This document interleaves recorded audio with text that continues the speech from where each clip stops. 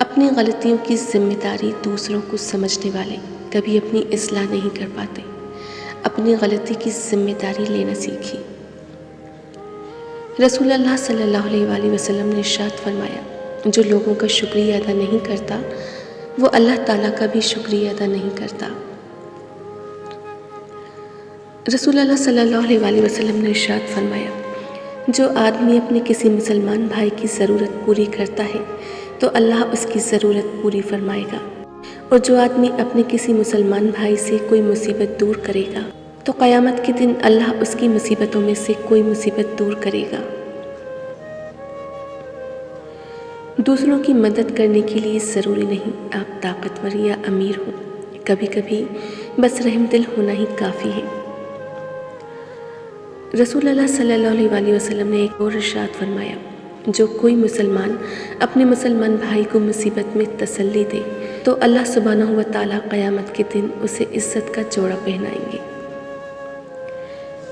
ہمیں کسی بھی رشتے کو نبھانے کے لیے وقت ضرور نکالنا چاہیے، ورنہ کیا پتہ آگے چل کر ہمارے پاس وقت تو بہت ہو لیکن رشتہ نہیں۔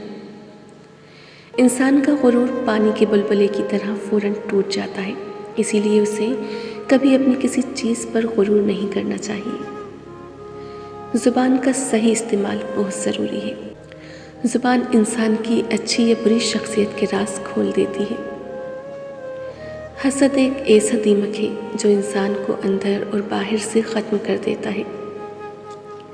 کسی کو حقیر اور کمزور نہ سمجھیں، کیونکہ راستے میں چھوٹا سا پتھر بھی آپ کو منہ کے بل گرا سکتا ہے۔